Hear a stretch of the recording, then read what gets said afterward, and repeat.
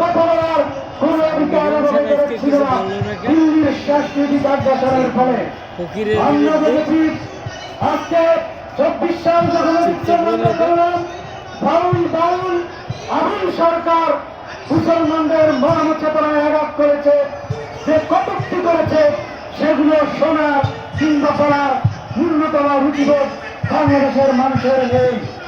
আমরা দেখেছি যে এমন কথা বলেছে যে কথাগুলো মেনে নিলে এদেশের মানুষের মূল্যবোধ বলে অবশিষ্ট কিছু থাকে না, যার ফলে এদেশের মানুষ একটা প্রতিক্রিয়া জানিয়েছে।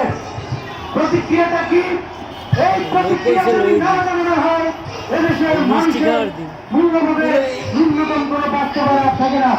আমরা বলতে চাই বাংলাদেশে হিন্দুরা বসবাস করছে, মুসলমানরা বসবাস করছে, খ্রিস্টানরা বসবাস করছে, বৌদ্ধরা বসবাস করছে। আপনারা জানেন মুসলমানদের ধর্মে যেটা সবচেয়ে বেশি নিষিদ্ধ মূর্তি পূজা ছিল সেটা হিন্দুরা করছে। হিন্দুরা মূর্তি পূজা যখন করছে তখন কি মুসলমানরা সেখানে হামলা করতেছিল? কখনোই হামলা করে না।